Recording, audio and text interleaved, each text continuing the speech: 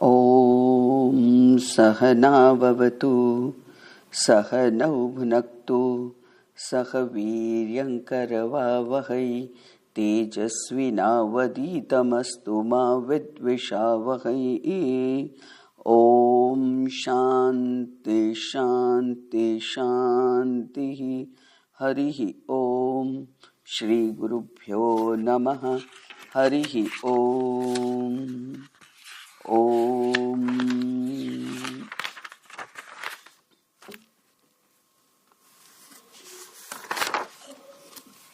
ॐ नमो भगवते वैवस्वताय मृत्यवे ब्रह्मविद्याचार्याय नचिकेतसे च।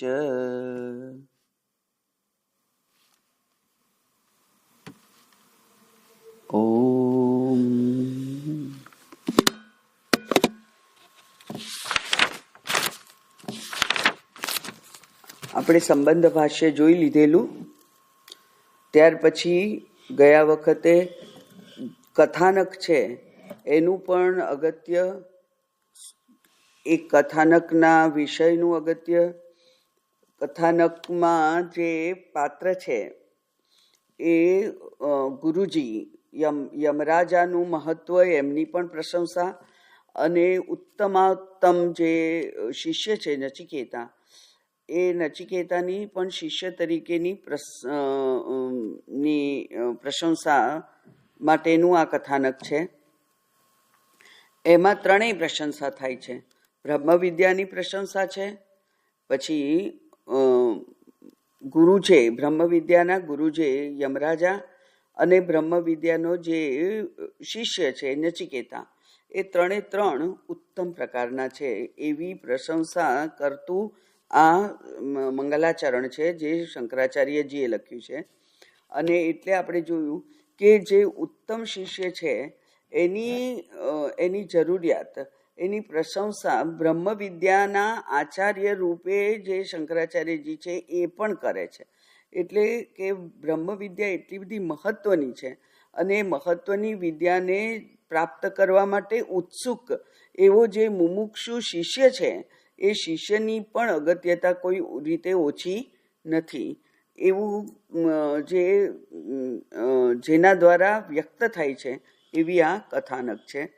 આપણે જોયેલું કે વાજશ્રવસ નામનો જે ઋષિ છે, એ વાજશ્રવાના પુત્ર વાજશ્રવસ, અને વાજશ્રવસનો પુત્ર છે આ નચિકેતા. વાજશ્રવસને સ્વર્ગ પ્રાપ્તિની ઈચ્છા છે, અને સ્વર્ગ પ્રાપ્તિ માટે જે વિશ્વજીત યજ્ઞ કરવો પડે, જેનું નામ અહીંયા આમાં નથી,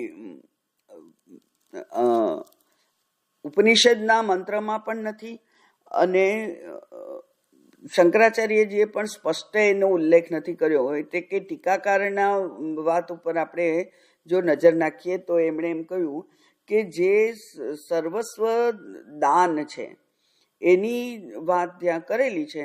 એટલે કે આ સ્વર્ગ પ્રાપ્તિ માટેનો યજ્ઞ છે, એવું વિશ્વજીત યાગ છે એવું ત્યાં નક્કી થાય છે.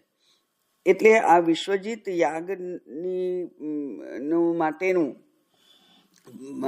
સંકલ્પ કરી અને વાજશ્રવસે યજ્ઞ કર્યો, અને એ યજ્ઞમાં સર્વસ્વ દાન કરવાના, એટલે કે દક્ષિણાના ભાગરૂપે સર્વસ્વ દાન કરવાનું હોય.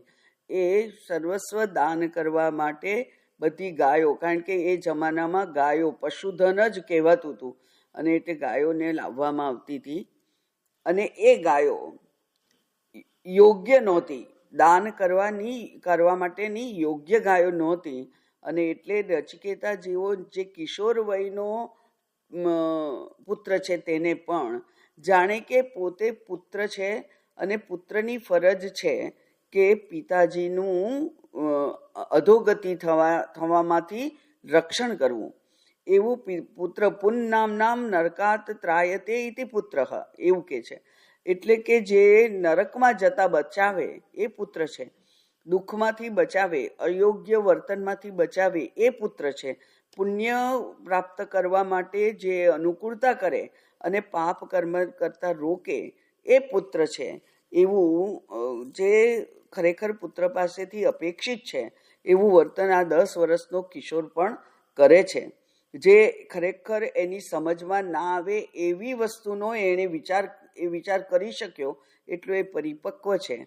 એ નચિકેતાની વાત અહીંયા કરેલી છે કે જેને આ અયોગ્ય ગાયોનું દાન કરવામાંથી એને એના વિરુદ્ધ એક શ્રદ્ધા જન્મી. અને શ્રદ્ધા એટલે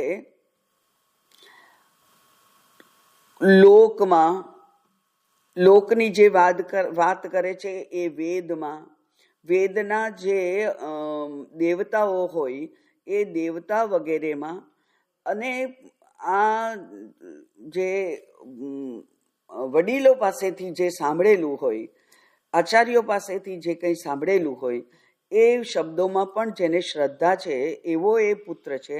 અને બધાએ એવું સાંભળેલું છે, બધા પાસેથી એણે એવું સાંભળેલું છે કે જો દક્ષિણા યોગ્ય રીતે આપવામાં ના આવે તો જે સંકલ્પિત કર્મ છે એનું ફળ એ વ્યક્તિને, યજમાનને મળતું નથી.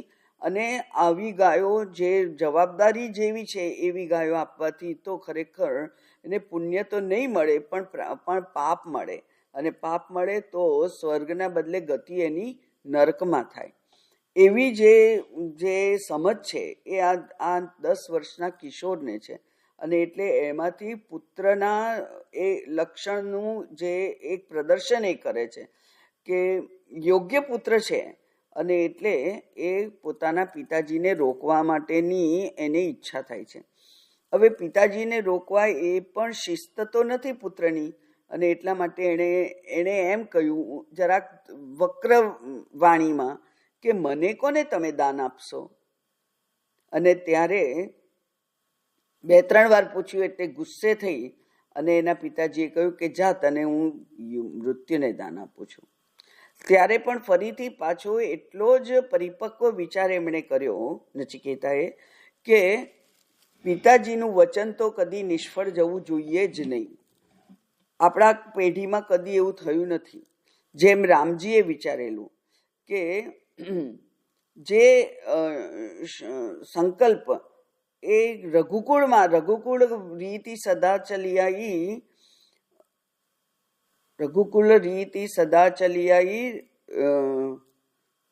પ્રાણ જાય પરી અરુ વચન ન જાય. પ્રાણ જાય અરુ વચન ન જાય. એટલે એના માટે એમણે એમ કહ્યું કે ના, પિતાજીનું વચન સત્ય થવું જ જોઈએ. અને એટલે 14 વર્ષનો વનવાસ રામજીએ તો સ્વીકારી લીધો.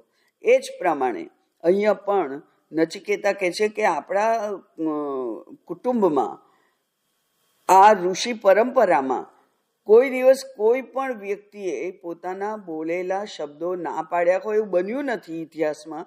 અને પછી હવે પણ એ બને નહીં, કારણ કે આ ઋષિકુળ છે. માટે આપના બોલેલા શબ્દો પણ નિષ્ફળ જવા જોઈએ નહીં. અને એટલે હું તો મૃત્યુ પાસે જઈશ. અને એમણે પિતાજીએ મૌન સંમતિ આપવી પડી. પિતાજી હા પણ ના કહી શક્યા, ના પણ ના કહી શક્યા. મૌન સંમતિ આપી અને નચિકેતા મૃત્યુ પાસે ગયા. ત્યાં સુધીની વાર્તા આપણે જોયેલી. હવે એ વાર્તાને આપણે આ મંત્રો દ્વારા આગળ જોઈએ. મંત્ર 1. ઉશન હૈ વૈ વાજ શ્રવસઃ સર્વવેદ સમદદૌ તસ્ય નચિકેતા નામ પુત્ર આસ. નચિકેતાનું નામ પહેલા જ મંત્રમાં આવી ગયું. ઉશન શબ્દ વશ ધાતુ ઉપરથી છે. અને વશ એટલે ઈચ્છા કરવી. વશ ધાતુ છે એનો એક અર્થ છે ઈચ્છા કરવી. એટલે એણે ઈચ્છા કરી. કોણે ઈચ્છા કરી? વાજશ્રવસઃ. વાજશ્રવસે ઈચ્છા કરી. શું ઈચ્છા કરી? ઈચ્છા કરી કે મને સ્વર્ગ પ્રાપ્ત થાય. અને મને સ્વર્ગ પ્રાપ્ત થવા માટે વિશ્વજીત યાગનું આયોજન કર્યું. એમાં બધા જ ઋત્વિક બોલાવાના હોય, એટલે કે મોટો યજ્ઞ છે આ. અને મોટો યજ્ઞ હોય એટલે એમાં 4 વેદના 4 તો મુખ્ય ઋત્વિક હોય. અને ત્યાર પછી જે મંત્ર વગેરેના જે વિશેષ જ્ઞાતા હોય, જેને આપણે એક્સપર્ટ્સ કહીએ, એવા વિશેષ જ્ઞાતાઓ પણ ઋત્વિક હોય, એમને મદદ કરનારા હોય, એમની આખી સભા હોય, એટલે કે એમની આખું મંડળ હોય, એ મંડળ એ બધા જ બોલાવવા પડે. મોટો યાગ થાય અને મોટા યાગના ઘણી બધી એનો વિધિક્રમ હોય, એટલે કે મુખ્ય વિધિ અને પછી એની અંગ વિધિ ને એ બધું જ હોય. એ બધું અંગ વિધિ વગેરે બધું કરવું પડે એવો એ યજ્ઞ છે. એમાં સર્વ વેદસમ દદૌ, એમાં શું આપવાનું હતું? સર્વસ્વનું દાન કરવાનું હોય. ઉશન એટલે કામયમાન. આપણે ભાષ્ય જોઈએ તો ઉશન એટલે કામયમાન. કામયમાન એટલે કામનાઓ કરનાર. ઉશન ઈચ્છા કરનાર. એ ઈચ્છા કરનાર શેની ઈચ્છા થઈ છે? એને સ્વર્ગ કામ. એ સ્વર્ગની એને ઈચ્છા થઈ છે. એવું એ વ્યક્તિ વા એ બંને નિપાત છે, અને એ નિપાત બંને અતીત સૂચક છે. અતીત સૂચક એટલે ભૂતકાળમાં આવું બનેલું. ઇતિહ આસ, એવું જે ઇતિહાસની વ્યુત્પત્તિ આપણે જોઈ છે એ જ અહીંયા પણ લાગુ પડે. ઇતિહ આસ, આસ એટલે બન્યું હતું ભૂતકાળ. ઇતિ એટલે આ પ્રમાણે, એટલે ખરેખર આ પ્રમાણે બન્યું હતું એટલે ઇતિહાસ. એવું જ આ અને વૈ બંને એ નિપાત છે. એટલા માટે અહીંયા લખ્યું છે વા ઇતિ વૃત્તાર્થ સ્મરણાર્થૌ નિપાતૌ. વૃત્તાર્થ એટલે આ પ્રમાણે. વૃત્ત એટલે પ્રસંગ, બનવું. વૃત્ત એટલે હોવું. અને અહીંયા એના માટે ક્રિયાપદ વાપરીએ તો વૃત્ત એટલે બનવું, હોવું. આ પ્રમાણે વૃતાર્થ એટલે બન્યું હતું, પ્રસંગ બન્યો હતો. એનું સ્મરણાર્થૌ નિપાત, એનું સ્મરણ કરાવે એવા આ બે નિપાત છે. નિપાત એટલે જે અક્ષર શાસ્ત્રમાં કયો હોય એનો એ જ અક્ષર કે શબ્દ ત્યાં વપરાય.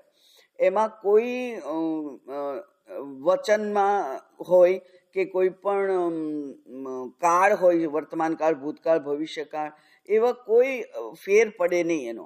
એટલે કે એની કોઈ વિભક્તિ પણ બને નહીં. એવો ને એવો જ વપરાય. એની વિભક્તિ ના બને, એના કોઈ રૂપ ના બને, અને એમાં કોઈ ફેરફાર ના થાય.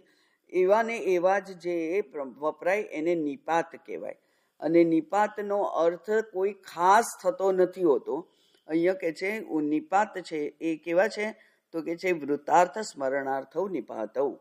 વૃતાર્થ એટલે આ પ્રમાણે બન્યું હતું એવું સ્મરણ કરાવતા એવા આ બે નિપાત છે. એનો અર્થ શું થયો?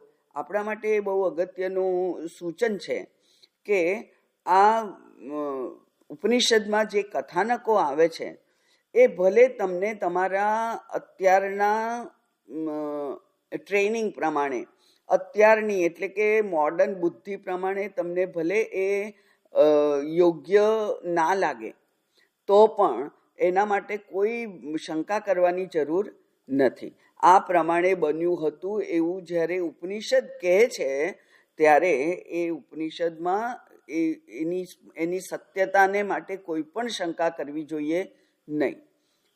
એટલે કે આપણે આપણી બુદ્ધિ ચલાવવી જોઈએ નહીં ત્યાં, કે આવું તો કોઈ દિવસ 10 વર્ષના બાળકનું આટલી તો પરિપક્વતા હોતી હોય, કોઈ દિવસ કોઈ સદેહે સ્વર્ગમાં જાય એવું તો કદી બનતું હોય, એવી તો કદી કોઈની હિંમત હોતી હોય કે પિતાના કલ્યાણ માટે પોતે યમરાજા પાસે જવાનું જ્યારે સ્વીકારે છે ત્યારે પોતાનું શું થશે એવી જેને ચિંતા ના હોય. કારણ કે આત્મનસ્તુ કામાય સર્વમ પ્રિયમ ભવતી એવું શાસ્ત્ર કહે છે.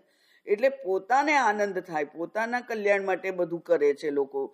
તો અહીંયા તો એનું કલ્યાણ નથી, એ તો પોતાનું અકલ્યાણ જ જુએ છે ત્યાં તો. કારણ કે મૃત્યુના મુખમાં જવું એટલે શું?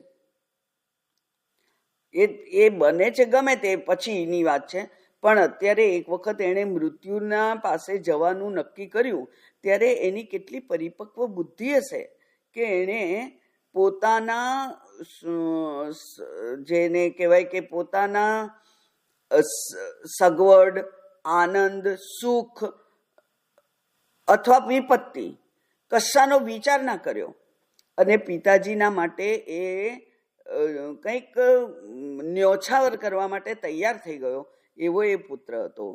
એટલે એના માટે કોઈ શંકા કરવાની જરૂર નથી કે આ કથાનક છે એ તો કંઈ હવે સાચું હોતું હોય. પણ આ 21-22મી સદીના બુદ્ધિથી વિચારવું ના જોઈએ. જે ઉપનિષદમાં લખેલું છે એ અક્ષરશઃ સાચું છે. એ તો અહીંયા જો આ શબ્દો ના કહ્યા હોત તો પણ આપણે માનવાનું હોય, અને અહીંયા તો આ કહેલું છે કે આ પ્રમાણે બન્યું હતું. આ પ્રમાણે બન્યું હતું એવું કહીએ એનો અર્થ એવો થયો કે આ ઇતિહાસ છે, આ કાલ્પનિક વાત નથી. પછી વાજશ્રવસઃ, વાજશ્રવસ એટલે અહીંયા એ આખી પેઢીની વાત છે. વાજશ્રવા નામનો ઋષિ હતો. એ વાજશ્રવા નામના ઋષિનો પુત્ર છે વાજશ્રવસ. અને વાજશ્રવસ એટલે જ ઉદ્દાલક, જે છાંદોગ્ય ઉપનિષદમાં છે ઉદ્દાલક ઋષિ. એ ઉદ્દાલક જે શ્વેતકેતુના પિતા હતા, અને અહીંયા એ જ ઉદ્દાલકનું નામ છે વાજશ્રવસ, અને એ આ નચિકેતાનો પણ પિતાજી છે. એનો અર્થ કે વાજશ્રવસને ઘણા પુત્રો હશે, એમાંના 2 તો અત્યંત તેજસ્વી છે. એક છે આ નચિકેતા અને બીજો છે શ્વેતકેતુ, જેનો ઉલ્લેખ છાંદોગ્ય ઉપનિષદમાં આવે છે. તો આ વાજશ્રવસ નામના ઋષિને એમણે કોઈ યજ્ઞ કર્યો અને ત્યારે સર્વ વેદસમ દદૌ. આ વિશ્વજીત યાગ સ્વર્ગ પ્રાપ્ત હેતુ હોવાથી એ સકામ કર્મ છે. અને આપણે ગઈ વખતે બહુ વિસ્તારપૂર્વક જોયેલું કે સકામ કર્મ હોય તો એના એ જે વિધિ છે એ વિધિના અંગ ઉપાંગ બધાનું બરાબર યોગ્ય પાલન થવું જોઈએ, તો જ એને અપેક્ષિત ફળ પ્રાપ્ત થાય. એટલે બરાબર વિધિ, બહુ જ યોગ્ય રીતે વિધિ કરવી પડે. એનું વિસ્તારથી વર્ણન ગઈ વખતે મેં કરેલું, એટલે હવે આજે કરતી નથી. એટલા માટે સર્વ વેદસમ દદૌ. તો હવે એનું ભાષ્ય વાંચીએ તો વાજમ એટલે અન્નમ. વાજશ્રવસ શબ્દ જે છે એ વાજશ્રવસ શબ્દનો અર્થ શું થાય એ સમજાવે છે ઉપનિષદ. એ કે છે વાજમ એટલે અન્નમ, અને તદ્દાનાદિ નિમિત્તમ શ્રવઃ. અને અન્નદાન બહુ જ કરતો હોય માણસ તો એનો અન્નદાની તરીકેનું પ્રસિદ્ધિ હોય, એને એ યશ પ્રાપ્ત થયો હોય કે બહુ મોટી સખાવત છે. જેવી રીતે મુંડકોપનિષદમાં આપણે જોયેલું, એમણે શૌનક માટે લખેલું મહાશાલ. તો મહાશાલ એટલે જેની યજ્ઞશાળા અને યજ્ઞશાળાની સાથે ભોજનશાળા બંને બહુ જ મોટા હોય, એવો એનો અર્થ થાય છે.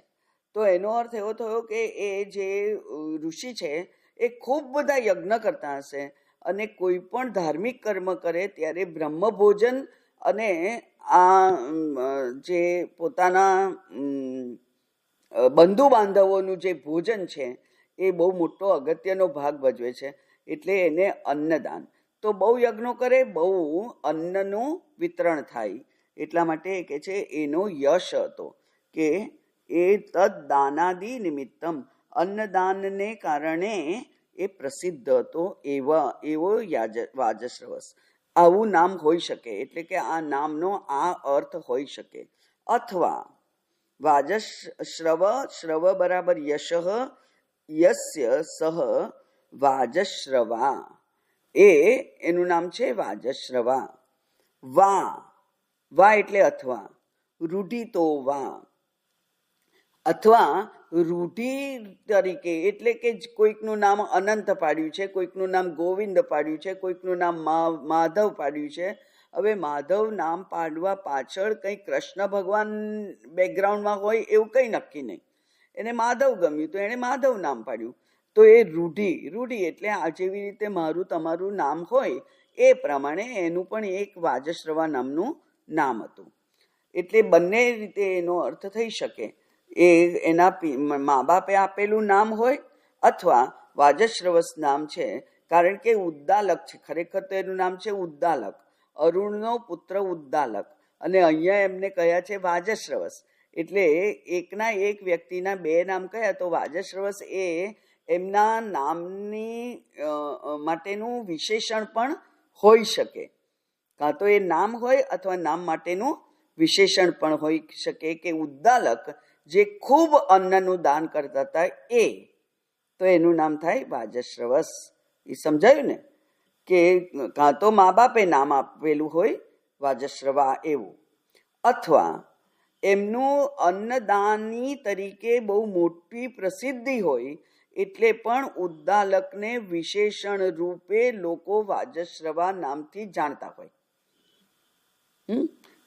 તો એવા જેમ કે આ જૈનોમાં હોય એવું, ગમે તે સરનેમ હોય, શાહ હોય કે ગમે તે હોય, પણ પછી એ જૈનોનો સંઘ કાઢે, પાલિતાણા સંઘ લઈ જાય ધારો કે, અને સંઘનો ખર્ચો બધો એમને કરવાનો હોય, યજમાન હોય એમણે, તો પછી ત્યાર પછી એમની અટક સંઘવી થઈ જાય.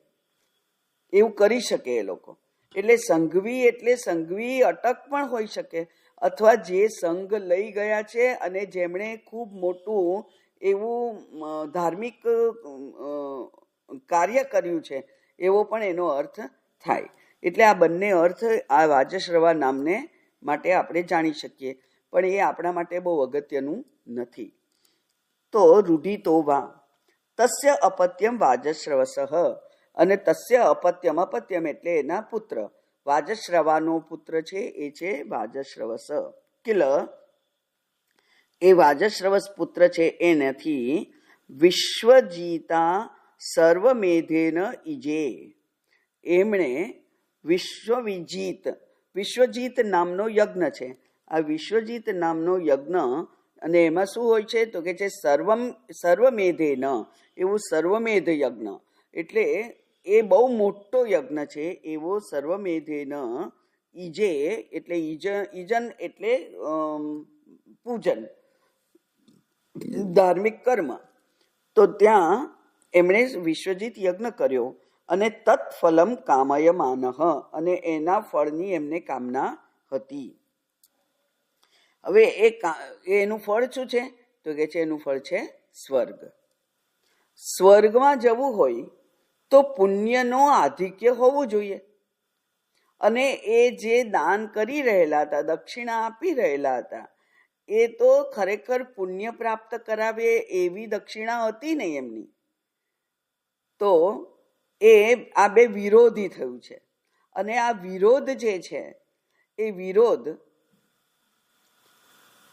વાજશ્રવસના ધ્યાનમાં ના આવ્યો, કારણ કે એમની બુદ્ધિ મોહથી આવૃત્ત થઈ ગયેલી હતી.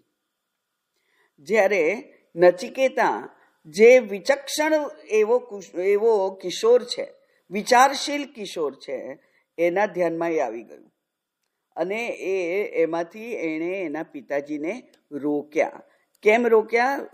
નિષદ જ કહેવાનું છે કે અનંદા નામ તે લોકાહા પ્રાપ્તે. એ લોકો શું કરે? એ લોકો એવું જ આવું જે કરે એને નંદલોક તો ના મળે. નંદલોક એટલે આ જ્યાં આનંદ જ હોય એવો નંદલોક ના મળે, સ્વર્ગ ના મળે, પણ અનંદા નામ લોકાહા, જે લોકમાં આનંદ જ નથી. તો આનંદ જ ના હોય એ લોક કેવું સુખ કયો કહેવાય? બધા અધલોક, એટલે કે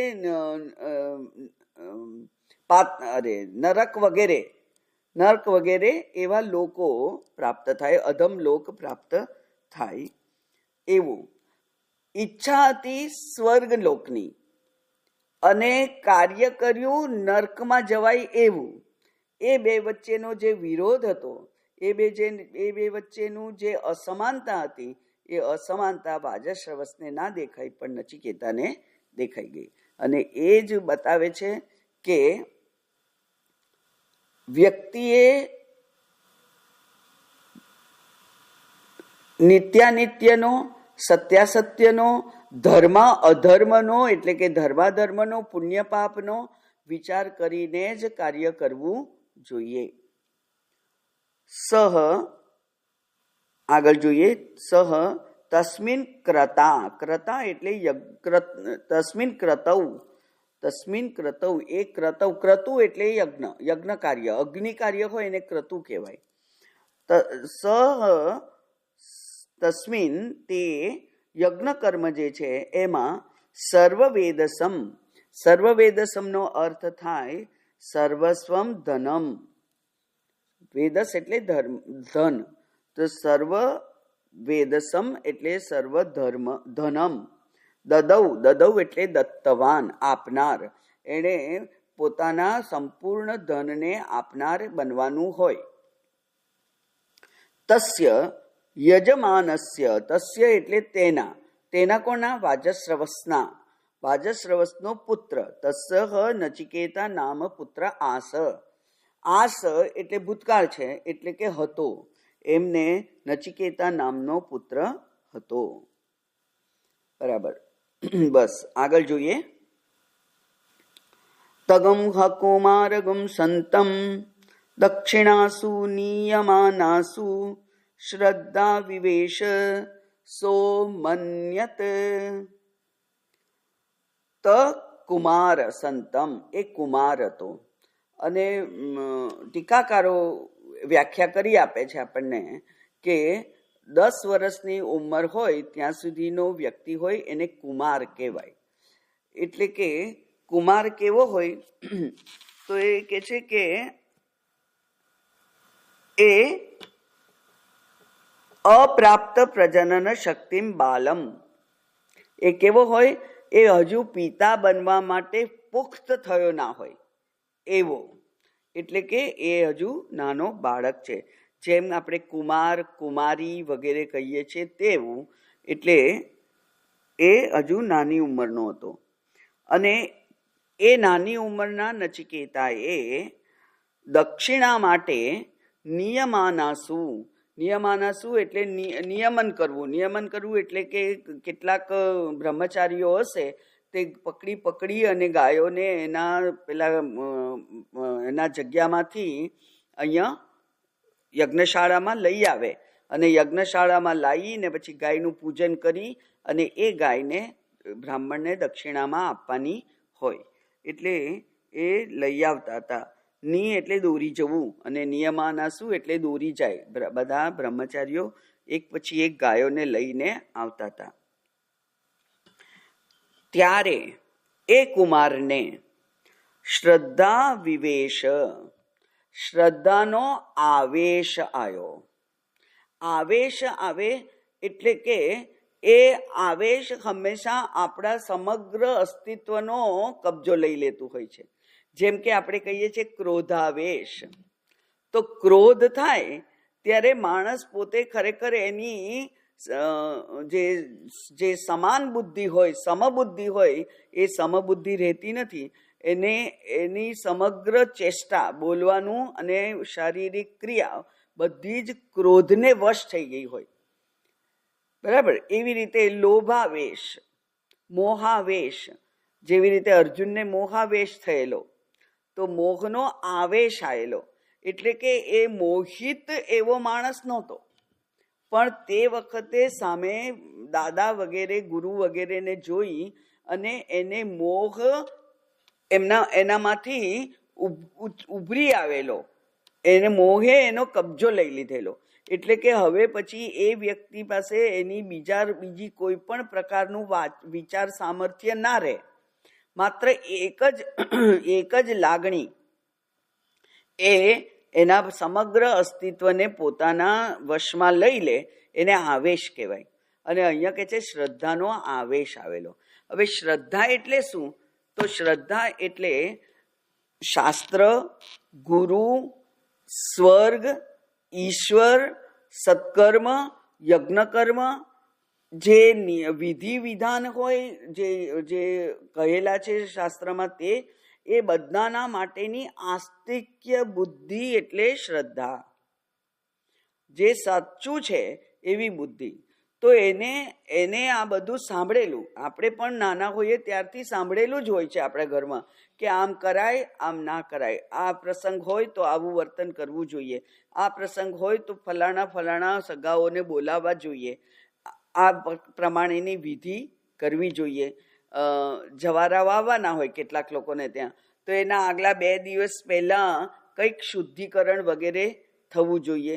એવી બધી જે કંઈ રિવાજો હોય છે એ રિવાજો નાના બાળકને પણ ખબર હોય ઘરના તો એ જ પ્રમાણે અહીંયા પણ આ નચિકેતાને આ યજ્ઞમાં જ્યારે સર્વનું દાન કરવાનું હોય ત્યારે શેનું દાન કરવાનું, કેવી રીતે દાન કરવાનું, એ બધું એને ખબર હતી. એટલે કે યોગ્યતા વિચારી શકે એવો એ બહુ વિચક્ષણ એવો બાળક હતો, બુદ્ધિશાળી એવો બાળક હતો. એટલે એનામાં જાણે કે શ્રદ્ધાનો આવેશ આવ્યો. અને શ્રદ્ધામાં તો એટલે કે શાસ્ત્રમાં તો એમ કહેલું છે કે જે ઋત્વિક હોય, પંડિત હોય, બ્રાહ્મણ હોય, એ પંડિતને ઉપયોગી થાય એવું ધન આપવું, એવો નિયમ છે. એટલે કે એ જો ધારો કે આજના જમાનામાં એ ફ્લેટમાં રહેતા હોય ભાઈ બ્રાહ્મણ, અને તમે એને ગાયનું દાન આપો તો એ ક્યાં રાખે? એના માટે ગાયને રાખવી શક્ય જ નથી. એટલે કે આજના જમાનાની વાત કરીએ તો ગાય કોને અપાય? જે ગાયને રાખવા માટેની જગ્યા એની પાસે હોય, એના ગાયને રાખવા માટેની જે આવડત જોઈએ એ એની પાસે હોય તો એને ગાય અપાય, નહીં તો બધાને ગાય થોડી અપાય. એ પ્રમાણે યોગ્યનો વિચાર એ કરી શકે એમ હતો. એટલે કે ઋત્વિકને અનુકૂળ હોય, ઋત્વિકને ઉપયોગી હોય એવું ધન આપવું, એવું હંમેશા શાસ્ત્રનો અભિગમ હોય છે. એ એને ખબર હતી અને ત્યારે એનામાં શ્રદ્ધાનો આવેશ આવ્યો. અને સો અમન્યત, અને પછી એણે વિચાર કર્યો. શું વિચાર કર્યો એ બધી હજુ પછીના એમાં આવવાનું છે. પણ અહીંયા ટીકાકારે અને સ્વામી વિદ્યાનંદ ગિરિજી જે કૈલાસ પીઠાધીશ્વર છે, એમનું પણ પુસ્તક છે મારી પાસે. એમણે એમ કહ્યું કે આ વાજશ્રવસ છે, ભલે એને સ્વર્ગની કામના હતી, પણ એ તો દેખાદેખી કામના થઈ હશે. એની યોગ્યતા સ્વર્ગ માટે હતી જ નહીં. કેમ? કારણ કે સ્વર્ગમાં જવાની જેની ઈચ્છા હોય, એવો જે ધર્મનિષ્ઠ એવો વ્યક્તિ હોય, તો એ આ નવા જમાનાના સંપત્તિના ભાગલા પાડે લોકો અને કરચોરી કરે, એવું એણે ના કર્યું હતું. લોકો એવું કરે છે ને, પોતાનું ધન હોય એટલે આ પોલિટિશિયન્સ હોય, એમને પાસે અમુકથી વધારે એમની મિલકત ના હોવી જોઈએ એવું જો ધારો કે નિયમ હોય, કંઈક તો હશે જ. તો એ ફોર્મ ભરે એ પહેલા બધી પોતાની મિલકત એમના પત્ની, પુત્ર, ભાઈ કોઈકના નામે કરી દે અને પોતાના પાસે બહુ જ મર્યાદિત એવી સંપત્તિ છે એવું બતાવે. એટલે કે વ્હાઇટ, જેને કહેવાય વ્હાઇટ સંપત્તિ એમની કેટલી હોય? થોડીક હોય, જે પેલા ફોર્મમાં ભરી અને બતાવી શકાય. અને બાકીની બધી સંપત્તિનું શું કર્યું હોય? એમણે આપણા સગાવાલાઓને નામે કરી દીધી હોય. એટલે એ સંપત્તિ મારી નથી, આ મારી નથી, આ તો મારા ભાઈનું છે, આ મારા દીકરાનું છે એમ કહી અને એના ઉપર કોઈક બીજાની કુદ્રષ્ટિ ના પડે, અથવા ટેક્સ બચાવવા માટે કે એવું થયું. એ જ પ્રમાણેનું વર્તન આ વાજશ્રવસે કરેલું. કારણ કે 10 વર્ષનો બાળક છે, એ 10 વર્ષના બાળકની હજુ તો આખી જિંદગી એને પાળવાનો છે, પોષવાનો છે, એને સંસ્કાર આપવાનો છે, એના લગ્ન કરવાના હોય, એને મોટો કરવાનો હોય, ઘણા ખર્ચા હોય. અને પોતે એવો પોતાના સ્વાર્થ માટે, સ્વર્ગ ગમન માટે એવો યજ્ઞ કરવા માટેનું પોતે સંકલ્પ કર્યો કે જેમાં બધું જ દાન આપી દેવું પડે. તો પછી બાળકનો ઉછેર કેવી રીતે કરશે? એવી ઈચ્છા, એવી વિચાર આવે આપણને. અને એણે પહેલાથી ઉપાય કરી દીધેલો. એટલે કે પોતાની પાસે જે ગૌધન હતું એમાંથી સારી સારી ગાયો બધી નચિકેતાના નામે કરી દીધેલી, પુત્રના નામે. નચિકેતા હશે, શ્વેતકેતુ હોય, જે બીજા દીકરાઓ હશે એના નામે એણે બધી સારી સારી ગાયો કરી દીધેલી. અને બાકીની જે ગાયો બાકી રહેલી એ પોતાના નામે હતી. પોતાના નામે જે બાકી રાખેલી એ બધી જ ગાયો બિલકુલ બિનઉપયોગી હતી, જેનું વર્ણન શાસ્ત્ર કરશે હવે. તો એવી બિનઉપયોગી ગાયોનું હવે એણે દાન કરવું પડે, કારણ કે પોતાની સંપત્તિનું દાન કરવાનું હોય. અને પોતાની સંપત્તિ તો હવે એ પ્રકારની છે કે જે કોઈને, બીજા કોઈને પણ કામ લાગી શકે એમ નથી. એટલે કે દાન યોગ્ય સંપત્તિ નહોતી, ટૂંકમાં કહીએ તો. અને નચિકેતાને એમ થયું કે આ તો મારા પિતા બહુ જ ખોટું કરી રહ્યા છે, મારે એમનું ધ્યાન દોરવું જોઈએ. પણ એક સુપુત્ર છે, એટલે કે પિતાજીનો વિરોધ બહુ સીધી રીતે ના કરી શકાય, ના કરવો જોઈએ. અને એટલે માટે વિરોધ કરવા માટે એક જુદો રસ્તો અપનાવે છે. એની વાત હવે પછી કરીશું. તમ હ નચિકેતસમ કુમારમ. ત્યાં કુમારના માટે ટીકાકારે શબ્દ વાપર્યો છે કે જેના દાંત દૂધિયા હોય. હજુ તો બરાબર, કુમળા દાંત હોય, એક વખત દાંત આવે ને પછી એ પડી જાય, ને પછી જે દાંત આવે છે તે આપણે પરમેનન્ટ ચાલે છે. એટલા માટે કહ્યું કે જેના દાંત હજુ દૂધિયા હોય એવો જે દીકરો છે એને કુમાર કહેવાય. તમ હ નચિકેતસમ કુમારમ પ્રથમ વયસમ. પ્રથમ વયસમ એટલે હજુ તો એની પહેલી ઉંમર છે. પ્રથમ વયસમ સંતમ. આ જે પહેલી ઉંમરનો જે બાળક હોય એ હંમેશા બહુ નિર્દોષ હોય, એ લોભગ્રસ્ત ના હોય. એને થાય કે મારી કઈ નહીં, મને બધું સારું સારું આપી દીધું છે ને હવે પિતાનું જે થવાનું હોય તે થાય, એવો એનો લોભગ્રસ્ત ના હોય એનો સ્વભાવ. કારણ કે એનામાં કોઈ આ દુન્યવી દોષ પ્રવેશ્યા જ ના હોય ત્યાં સુધી તો. એટલે એ કે છે કે એ જે નાનો બાળક છે તે, અને એનાથી એનું વર્ણન કરતા આગળ કહ્યું ભાષ્યકાર ભગવાને કે અપ્રાપ્ત પ્રજનન શક્તિમ બાલમ એવ. જેનામાં પ્રજનન શક્તિ હજુ સ્ફુરી નથી એને બાળક જ કહેવાય, એવો એ બાળક હતો. અને શ્રદ્ધા, ત્યાર પછીનો શબ્દ છે શ્રદ્ધા. શ્રદ્ધા એટલે શું? આસ્તિક્ય બુદ્ધિ.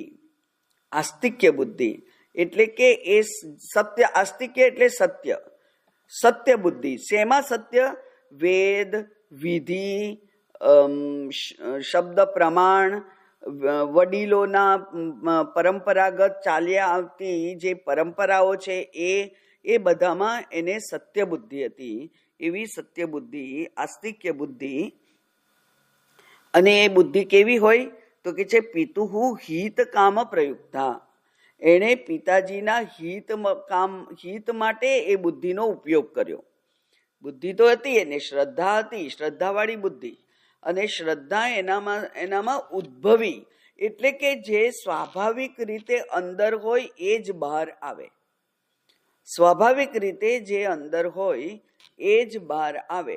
આપણે કોઈક વ્યક્તિની સાથે જો સદવર્તન કરીએ, બહુ સુંદર એક ઉદાહરણ એક મહાત્માએ આપેલું. એ કે છે કે તમે પાર્ટીમાં છો અને પાર્ટીમાં એ સોફ્ટ ડ્રિંક કે કોફી કે ચા એવો ગ્લાસ ભરી અને તમે એક બીજા ગ્રુપ સાથે વાત કરવા માટે જતા હો. સર્વિંગ ટેબલ પરથી કોફી લઈ અને તમે કોઈક જગ્યાએ જાઓ છો બેસવા માટે કે કોઈની સાથે કોઈ ટોળામાં ઊભા રહીને વાત કરવા માટે, અને કોઈકનો ધક્કો લાગ્યો. તમને ધક્કો લાગ્યો તો અંદરથી જે કંઈ હતું એ થોડુંક ઢળી ગયું. તો એ જે ઢળી ગયું એ શું હતું? એવો કોઈ પ્રશ્ન પૂછે, એ ઢળી ગયું એ શું હતું? તો એમાં કોઈ દિવસ કોઈ એક નામ ના હોય, એ હંમેશા ચોક્કસ ના હોય. તમે જે લીધું હોય એ ઢળી જાય ને. તમે કોફી લીધી હોય તો કોફી ઢળે, ચા લીધી હોય તો ચા ઢળે, કોલ્ડ ડ્રિંક લીધું હોય તો કોલ્ડ ડ્રિંક ઢળે. એટલે ગ્લાસમાં જે હોય એ ઢળે. એમ આપણી જ્યારે સ્વસ્થ બુદ્ધિ ના હોય, કોઈક આવેશ હોય, ત્યારે શું ઢળે બહાર? શું બહાર નીકળે? જે અંદર હોય તે બહાર નીકળે. કેટલું સરસ એ ઉદાહરણ છે, અને એનાથી કેટલી સ્પષ્ટતાથી સમજાઈ જાય કે આપણી અંદર જો સદ્ગુણો હોય, સદ્વર્તન હોય તો સદ્વર્તન બહાર નીકળે, અને જો દુર્ગુણો હોય, આવેશ હોય, જે અયોગ્ય એવા જો મનના ભાવો હોય તો એ બહાર નીકળે. અંદર હોય તે બહાર નીકળે. એ જ પ્રમાણે અહીંયા પણ કહ્યું કે પિતુહુ હિતકામ પ્રયુક્તા આ વિવેશ પ્રવિષ્ટવતી, એટલે કે પિતાના હિત માટેના જે વિચારો હતા એ એના બુદ્ધિમાં પ્રવેશી ગયા, અને એ હિતકામના જે વિચારો છે એ બહાર આવ્યા. એટલે કે પિતાનું હિત એ બાળકની બુદ્ધિમાં બહુ સ્થિરપણે દ્રઢ થયેલું હતું. મારા પિતાજીનું કલ્યાણ થવું જ ના જોઈએ. અને એવા ઘણા બધા યુવાનો ક્યારેક ક્યારેક આ કોમ્પિટિટિવ એક્ઝામ્સ અને એવા બધા જે પ્રોગ્રામ્સ આવે છે, પબ્લિક પ્રોગ્રામ્સ, એમાં બધામાં એ લોકોના વાતચીત પરથી સ્પષ્ટ થાય છે કે એમને આ ધંધો કેમ કરવો છે, એ આ કોમ્પિટિશનમાં કેમ આવ્યા, એ આ આઈએએસ આઈપીએસ કેમ બનવા માંગે છે. એવું બધું જ્યારે પૂછે ત્યારે એ લોકોના જવાબ દ્વારા એમની અંદર રહેલા જે સંસ્કાર છે, જે ગુણના સંસ્કાર છે એ બહાર આવે. એ કે મારા પિતાજી સૈનિક હતા અને એટલે મારે સૈનિક બનવું છે, બરાબર. અથવા કોઈકના પિતાજી છે, એને બહુ જ અન્યાય થયેલો એટલે મારે વકીલ બનવું છે. કોઈકના પિતાજી કે એમના કુટુંબના સભ્ય કોઈક બીમારીથી ડોક્ટરની ભૂલના કારણે એનું મૃત્યુ થયેલું, એટલે એના બુદ્ધિમાં એમ આવે મારે ડોક્ટર થવું છે અને ડોક્ટર થઈ અને લોકોની સેવા કરવી છે. તો આ જે અંદર એક વખત જે અનુભવ થયો એના સંસ્કાર થઈ ગયા, અને એ સંસ્કાર એ પોતાના એમ્બિશન રૂપે, પોતાના ક્વોલિફિકેશનને ઇમ્પ્રૂવ કરવા માટે, એને ગાઈડ કરવા માટે એ કામ લાગે. એવી રીતે આ જે શ્રદ્ધા છે એ પણ આ નચિકેતામાં એના સ્વભાવગત સંસ્કાર જે છે, સુસંસ્કાર, એ સુસંસ્કાર રૂપે એ શ્રદ્ધા બહાર આવી, એને પ્રવેશ કર્યો. અને પછી કસ્મિન કાલે ઇતિ આહ, આવું ક્યારે થયું, ક્યારે આ નચિકેતાએ આમ કર્યું? તો એનો જવાબ છે ઋત્વિગ્ભ્ય સદસ્યેભ્યશ્ચ દક્ષિણાસુ નિયમાનાસુ વિભાગેન ઉપનીયમાનાસુ દક્ષિણાર્થાસુ ગોષુ. જ્યારે ઋત્વિક એટલે કે આચાર્યો, યજ્ઞ કર્મના આચાર્યો, ઋત્વિક પંડિતો, પછી સદસ્યેભ્યશ્ચ, અને એમની મંડળીના બધા જ સદસ્યો. એટલે કે કોઈક વાર દક્ષિણ ભારતમાં મેં જોયેલું કે કોઈક યજ્ઞ અડધો દિવસ ચાલે એવો હોય તો એનો તૈયારી રૂપે, પછી યજ્ઞ કર્મ દરમિયાન અને યજ્ઞ કર્મનું પછી બાકીનું શેષ સમેટવા માટે એ બધું જ જે લોકો કરે એ બધા જ, એટલે કે લગભગ 16 પંડિતો હોય ત્યાં. એ બધાની ઉપાધિ જુદી જુદી હોય. કેટલાક બહુ જ લર્નેડ હોય, બહુ ભણેલા હોય તો એ મંત્રોચ્ચાર કરતા હોય, કેટલાક વિધિ કર્મમાં નિષ્ણાત હોય તો એ વિધિ કર્મ કરાવતા હોય, કેટલાક લોકો એ વિધિ માટે જે દ્રવ્યો વગેરે તૈયાર કરતા હોય અથવા યજ્ઞની વેદી તૈયાર કરતા હોય એવા હોય, કેટલાક લોકો યજ્ઞ માટેનું જે નૈવેદ્ય તૈયાર કરવાનું હોય, નૈવેદ્ય કરવાના એક્સપર્ટ હોય, એવા બધા જુદા જુદા પ્રકારના જે ઋત્વિક હોય એનું આખી ટીમ હોય. એ ટીમ છે 15, 16, 17 જેવું મોટો યજ્ઞ એ પ્રમાણેની હોય. હમણાં જ સ્વામીજીએ મને ક્યારેક લખ્યું હતું કે એમણે કંઈક યજ્ઞ કર્યો અને એમણે 36 ઋત્વિકને બોલાયેલા, 36 ઋત્વિક ભેગા કરેલા અને એવો મોટો યજ્ઞ કરેલો, અતિરુદ્ર કરેલો. તો એમણે 36 તો બ્રાહ્મણો બોલાવેલા. એ 36 બ્રાહ્મણોને રાખવાના, ખવડાવવાનું, પીવડાવવાનું, એમને વસ્ત્ર આપવાના, એમને દક્ષિણા આપવાની વગેરે બધું. એટલે કે ખૂબ મોટો ખર્ચો. તો એવા સદસ્યેભ્યશ્ચ દક્ષિણાસુ નિયમાનાસુ એટલે એને દોરી જવાતી હતી, દક્ષિણા માટે દોરી જવાતી હતી. કેવી રીતે? વિભાગેન ઉપનિયમાનાસુ, વિભાગેન જે વિભાગ કરેલા હતા એના વડે, એ પ્રમાણે. બરાબર? કયા વિભાગ કરેલા? સારી સારી ગાયો મારા દીકરાની અને બાકીની આ બધી વધેલી ગાયો મારી, એમ વિભાગ કરેલા. તો એ વિભાગને અનુસાર એ બ્રાહ્મણો છે, એ જે બ્રહ્મચારીઓ છે, એ બ્રહ્મચારીઓ ગાયોને યજ્ઞશાળામાં દોરી લાવતા હતા એવા. અને એ કેવા છે? તો કે છે ઉપનિયમાનાસુ, એમની પદવી અનુસાર. બરાબર? એ દક્ષિણા માટે ગાયો લઈ આવતા હતા. સહ એટલે નચિકેતા. આવિષ્ટ શ્રદ્ધ નચિકેતા અમન્યત, એ જેનામાં શ્રદ્ધાનો આવેશ આવેલો છે, જે શ્રદ્ધાને વશ થયેલો છે અત્યારે. કેવી શ્રદ્ધા? મારા પિતાનું અહિત થવું જોઈએ નહીં એવું. અને આ યજ્ઞ કાર્યમાં દક્ષિણા એ અત્યંત અગત્યનું પાસું છે. એમાં કોઈ સ્વાર્થ ને કારણે, જેને કહેવાય આપણે કે એમાં કોઈ કોમ્પ્રોમાઇઝ કરવો જોઈએ નહીં. એમને કહ્યું હોય કે તમારે આટલી દક્ષિણા આપવાની તો એટલી આપવી જ જોઈએ, પણ એમાં કોમ્પ્રોમાઇઝ કરવું જોઈએ નહીં, એવું જેના બુદ્ધિમાં અત્યારે ઘૂસેલું છે એવો નચિકેતા છે. એણે અમન્યત એટલે વિચાર્યું, મનન કર્યું એટલે કે વિચાર કર્યો. અહીંયા કહ્યું છે નીચે આનંદગીરી ટીકામાં કે 6 તો બ્રાહ્મણ હોય, પછી સદસી એટલે યજ્ઞ સભાયામ, સભાસદો, જે યજ્ઞ સભાના જે સભાસદો છે તે, અને અન્યે મિલિતા બ્રાહ્મણા, અને બધા જ બીજા બધા પણ મળેલા હોય એવા બ્રાહ્મણો, તેભ્યશ્ચ એમણે બધાને પણ દક્ષિણા આપવાની હોય. એમના હોદ્દા અનુસાર એમને દક્ષિણા આપવાની હોય. હવે આ નચિકેતા અમન્યત, એનું શું મનોમંથન છે? તો એ મનોમંથન છે આ ત્રીજા મંત્રમાં છે.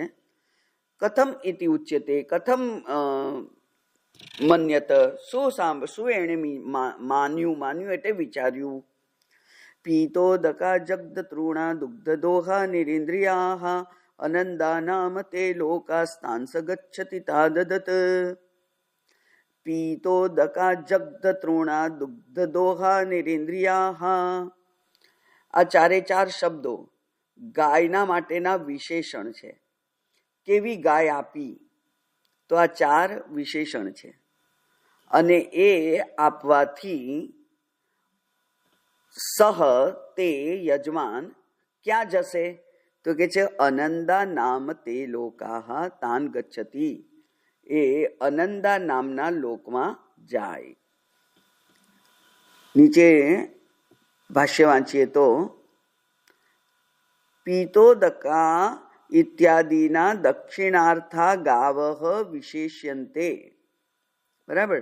પીતોદકા વગેરે જે 4 શબ્દો છે તે દક્ષિણાર્થ દક્ષિણા આપવા માટે ગાવહ જે ગાયો લાવવામાં આવી હતી એના વિશેષ્યતે એના વિશેષણ છે. એટલે કે જેમ આપણે કહીએ કે લાલ ગુલાબ, પીળું ગુલાબ, સફેદ ગુલાબ, તો આગળના જે શબ્દો છે એ વિશેષણ છે. એવી રીતે પીતોદકાહ ગાવહ, જગદતૃણા ગાવહ, દુગ્ધદોહા ગાવહ, નિરિન્દ્રિયા ગાવહ. બરાબર, કેવી ગાયો આપતા હતા? પીતોદકા. ઉદક એટલે જળ અને પીત એટલે ભૂતકાળ છે. જેણે જેટલું પીવાય એટલું પાણી જીવન દરમિયાન જેટલું પીવાય એટલું પાણી પી લીધેલું છે. એટલે કે હવે એને પાણી પીવાની પણ એનામાં શક્તિ નથી. પીતોદકા એટલે પીતમ ઉદકમ યાભિહિ તાહા પીતોદકા. જેના વડે પીવાય એટલું પાણી જીવન દરમિયાન પીવાય એટલું પાણી હવે પીવાઈ ગયું છે. એનો અર્થ કે હવે એનામાં પાણી પીવાની શક્તિ નથી. જગદતૃણાહા એટલે જગધમ એટલે ભક્ષિતમ, તૃણમ યાભિહિ તાહા જગદતૃણાહા. જેમના દ્વારા તૃણ ઘાસ એ ભક્ષિતમ ખવાઈ ગયું છે. એટલે કે જેટલું એમનાથી આ જીવન દરમિયાન આ ઉપાધિમાં ખવાય એટલું હતું એટલું બધું એમણે ખાઈ લીધેલું છે. હવે એમની પાસે ખાવાની પણ શક્તિ નથી. મોઢામાં દાંત ના હોય, પેટમાં પચાવવાની શક્તિ ના હોય, એવું જે છે તે. એટલે એક ટીકાકાર કહે છે, આનંદગીરી ટીકાકાર કહે છે કે એમનું તો છાણ પણ ઉપયોગી ના થાય. કારણ કે છાણ પણ પાતળું પાણી જેવું હોય. એટલે કે જે પચાવી ના શકે ખાવાનું, એનું જે મળ છે એ મળ પણ બંધાયેલો હોય નહીં. એવું જે પ્રાણી છે તે. એટલે જગદતૃણાહા ભક્ષિતમ તૃણમ, જેણે પોતે ખવાય એટલું ખાઈ લીધેલું છે, હવે ખાવાની પણ એનામાં શક્તિ નથી. દુગ્ધદોહા એટલે જે દુગ્ધ દોહ ક્ષીરાખ્ય યાસામ તે દુગ્ધદોહા. જેનામાંથી જે દૂધ ક્ષીરાખ્ય, જેને ક્ષીર કહેવાય, એ ક્ષીર નામનું જે દૂધ છે એ કાઢી લીધેલું છે અને હવે એ વધારે દૂધ પણ આપી શકે એવી શક્તિમાન નથી એવી. બરાબર, આ શું છે? તો કે છે કે આવું જે છે એ ડિફેક્ટિવ કર્મ છે. આ કર્મ કેવું કહેવાય? ડિફેક્ટિવ કર્મ કરી રહ્યો છે માણસ એમ કહેવાય. એવું દુગ્ધ દોહા. કારણ કે તમે બ્રાહ્મણને ગાય આપો તો એ ગાય એનું આજીવિકાનું સાધન બનવું જોઈએ. એના કુટુંબને પોષણ આપે એવી એ ગાય હોવી જોઈએ. એટલે કે ગાયમાંથી દૂધ લઈ અને એ દૂધથી કાં તો એના શરીર એના કુટુંબનું પોષણ થાય અથવા એ વેચે તો એને પૈસા મળે. એવું ગાય આપવાની હોય હંમેશા. તો અહીંયા કહે છે કે એનામાંથી તો હવે દૂધ તો નીકળી શકે એમ હતું જ નહીં એવી. અને નિરિન્દ્રિયા અને પ્રજનન અસમર્થા. પ્રજનન સમર્થા જીર્ણા નિષ્ફલા ગાવહ ઇત્યર્થ. જેનામાં હવે પ્રજનન શક્તિ પણ રહી નહોતી, વાછરડી પણ એ આપી શકે એમ નહોતી, એવી જે ગાયો હતી. એટલે કે કોઈ પણ દ્રષ્ટિથી આ ગાયો જેને પણ બ્રાહ્મણને આપે એને માટે કોઈ ઉપયોગી નહોતી એવી એ ગાયો આપતા હતા. એટલે યાહા તાહા એવં ભૂતાહા ગાહા ઋત્વિગ્ભ્યઃ દક્ષિણા બુદ્ધ્યા દદત પ્રયચ્છન્ન. જેના દ્વારા યાહા જેના દ્વારા આવી તાહા એટલે એવં ભૂતા આવી ગાયો, આ પ્રકારેની ઉપરના વિશેષણો વાળી ગાયો દક્ષિણાની બુદ્ધિથી, એમને એમ નથી આપતા, દક્ષિણા રૂપે આપે છે. હવે દક્ષિણામાં ધારો કે તમારે 1000 રૂપિયા આપવાના હોય, પણ એ 1000 રૂપિયાને બદલે તમે 1000 રૂપિયાનું કુકર મશીન, કોઈક એવું મશીન આપો કે જે એને કોઈ રીતે કામ ના લાગે, એ બધી રીતે બગડી ગયેલું હોય એવું કંઈક એને વાસણ આપી દો. ડિફેક્ટિવ પીસ લઈ આવ્યા હોય બજારમાંથી અને એને આપી દો. પેલું કેસેરોલ આપીએ આપણે કોઈકને, અને પણ એમાં ગરમ તો રહેવાનું હોય જ નહીં, એ તપેલી જેવું જ હોય, દેખાય કેસરોલ, પણ એમાં ગરમ રાખવાની શક્તિ જે હોય એ શક્યતા એ જતી રહી હોય, એની રીંગ કશું હોય નહીં. એટલે એ જે બિનઉપયોગી વસ્તુઓ બજારમાંથી ખરીદીને લઈ આવીએ અને એને દક્ષિણા રૂપે આપીએ, એમને એમ આપીએ તો કંઈ વાંધો નહીં, કોઈ રીતે તો કામ લાગે, પણ દક્ષિણા રૂપે આપીએ તો એને 500 કે 1000 2000 રૂપિયા જે દક્ષિણા મળતી હોય એ તો ના આપીએ આપણે. અને એની સામે જો આવી વસ્તુ આપીએ જે એને કોઈ રીતે કામની ના હોય, તો પછી એ પેન્ટ શર્ટ પહેરતા ના હોય બ્રાહ્મણ, અને તમે પેન્ટ શર્ટનું કાપડ આપો, શું કામનું એને? એટલે એ પ્રમાણે આ અહીંયા કહ્યું કે દક્ષિણા બુદ્ધિ, આ બહુ અગત્યનો શબ્દ છે કે દક્ષિણાની બુદ્ધિથી તમે એવી ગાયો આપો જે એને બિલકુલ ઉપયોગી નથી, ઉપરથી જ જવાબદારી બને, એની ખર્ચો થાય એને. તો કોઈ પણ પ્રાણી આપણા દરવાજા પાસે ઊભું હોય એને ખવડાવવું તો પડે ને, એને ભૂખે થોડું મારી નખાય. એ દૂધ આપે કે ના આપે, એ વાછરડું આપે કે ના આપે, પણ એનું પોષણ તો કરે, કારણ કે બ્રાહ્મણ છે.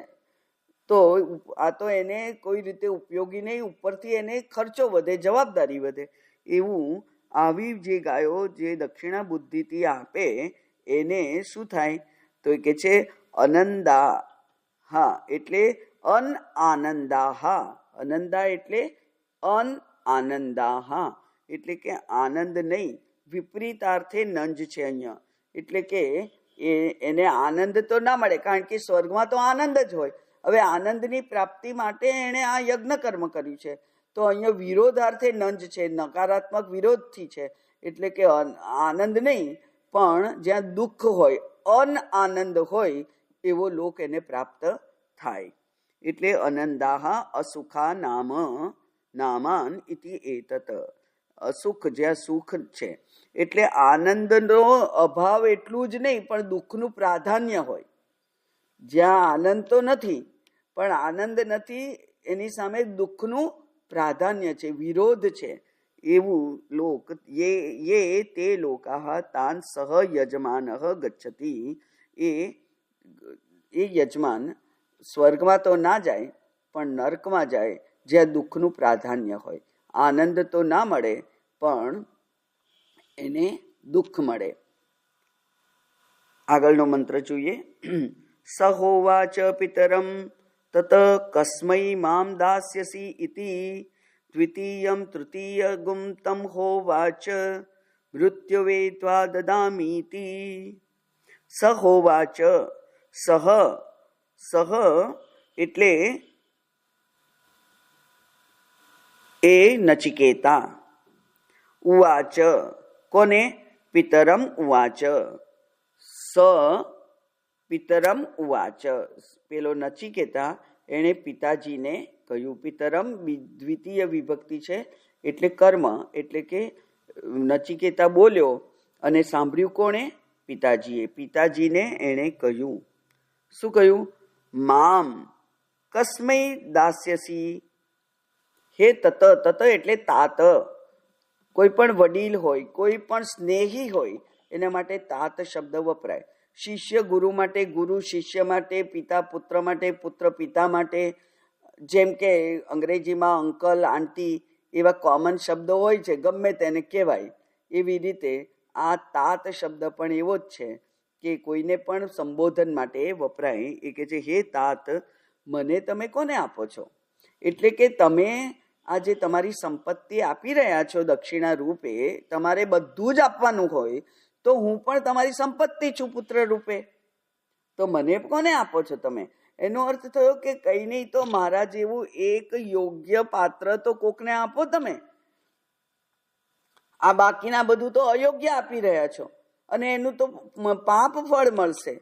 મને આપશો તો કંઈક પુણ્ય મળે, તો કદાચ પેલું પાપ છે એ ક્ષીણ થાય, એમ એની વિચાર શક્તિ હશે. અને બીજું છે કે અહીંયા થોડુંક શિષ્ટાચાર છે કે પિતાજીને તમે આમ ના કરશો એવું ના કહેવાય. એટલે નિષેધાત્મક વાત એ પિતાજીને નાનકડો પુત્ર ના કહી શકે કે તમારે આવું આ ના કરવું જોઈએ, તમે આ ના કરશો.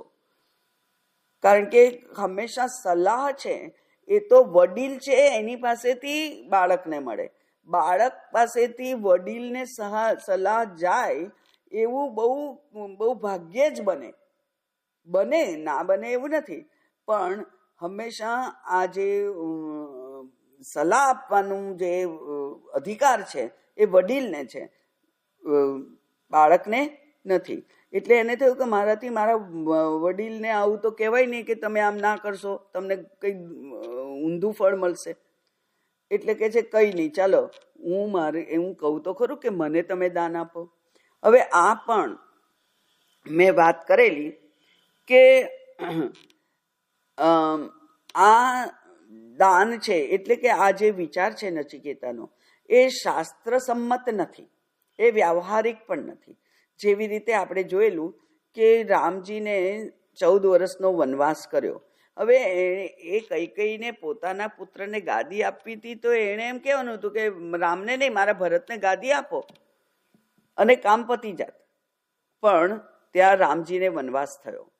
એવી રીતે પાંડવોને માતાએ કહ્યું કે જે લાવ્યા છો તે વહેંચીને વાપરો, અને દ્રૌપદીને માથે 5 પતિ આવ્યા. એટલે 5 પતિને પ્રસન્ન રાખવાનું કામ એક પત્નીનું એ જરા કઠિન છે. એવી જ રીતે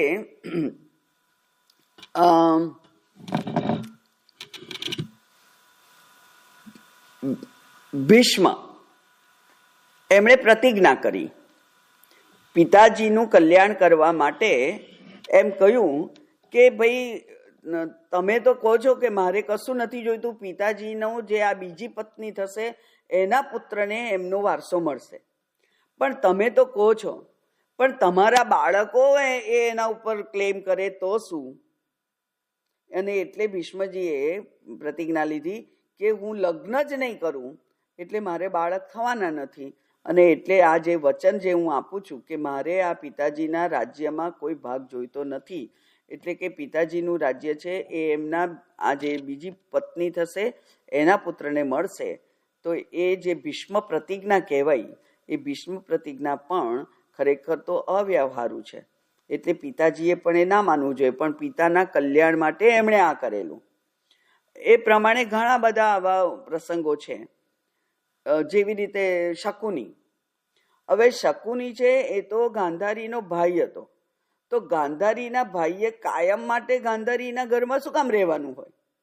ગાંધારીને પરણાયેલી, પણ ગાંધારીની સાથે એના ભાઈએ કાયમ આખી જિંદગી એની ત્યાં જ રહે. કેમ? એને એનું પોતાનું રાજ્ય હતું જ ને. તો એના પોતાના રાજ્યમાં એ કેમ ના રહ્યો રાજા તરીકે, અને અહીંયા કેમ આવ્યો? એટલે આ કેટલાક જે પ્રસંગો છે જે ઐતિહાસિક છે, એ ઐતિહાસિક પ્રસંગો છે એ માત્ર કેટલાક વિશેષ વ્યક્તિઓએ અયોગ્ય રીતે એનો ઉપયોગ થયેલો એટલા માટેના છે. તો એવી રીતે અહીંયા પણ શું કે છે કે મને તમે કોને દાન આપો છો? પુત્રનું દાન કરવાનું. અને પછી પિતાજીએ આ યજ્ઞમાં પોતે બિઝી છે અને આ અયોગ્ય શબ્દો પોતાના કાનમાં પડ્યા છે, જેનો જવાબ કેવી રીતે આપવો એવું એમને બહુ સમજાતું નહોતું. એવું આ વિચિત્ર પ્રશ્ન હતો. અને એટલે એક વખત તો ના સાંભળ્યું, બીજી વખત ના સાંભળ્યું, ત્રીજી વખત ના સાંભળ્યું, અને પછી કહ્યું ત્યારે એ ગુસ્સે થઈ ગયા. આ બીજો એક એમનો ભૂલ છે. યજ્ઞશાળામાં યજ્ઞના જે યજમાન હોય એનાથી કદી ગુસ્સો ના થાય. અને એટલે વિશ્વામિત્રજી યજ્ઞ કરતા હતા અને અસુરો એમને અવરોધ કરતા હતા, ત્યારે એ રામ અને લક્ષ્મણને લેવા આવેલા કે હું તો ગુસ્સો ના કરી શકું. એટલે ગુસ્સો કરવાનું જેને મેં હું ઓથોરિટી આપું, એ જે છે એ ગુસ્સો કરી શકે અને એ અસુરોને મારી શકે, પણ હું ના મારી શકું. એટલે ગુસ્સો થયા. એટલે એ એક ભૂલ. અને પછી એ ગુસ્સામાં તો માણસને પોતાના સ્વસ્થ રીતે વિચારવાનું ભાન રહેતું જ નથી. અને એટલે કે છે જા હું તને મૃત્યુને આપું છું. મૃત્યુને એટલે મૃત્યુ એટલે મેં કહ્યું હતું કે મૃત્યુ એટલે આપણે જેને મૃત્યુની વ્યાખ્યા આપણે કાલે જોઈશું કે આ શરીરમાંથી પ્રાણ નીકળી જાય એવું નહીં. આ મૃત્યુ, અહીંયા મૃત્યુ એટલે યમરાજા, મૃત્યુના જે દેવતા છે એ યમરાજાનો અહીંયા ઉલ્લેખ છે. એને વિશે કાલે વાત કરીશું. ઓમ પૂર્ણમદ પૂર્ણમિદમ પૂર્ણાત પૂર્ણમુદચ્યતે પૂર્ણસ્ય પૂર્ણમાદાય પૂર્ણમેવાવશિષ્યતે. ઓમ શાંતિ શાંતિ શાંતિ. હરિ ઓમ. શ્રી ગુરુભ્યો નમઃ. હરિ ઓમ.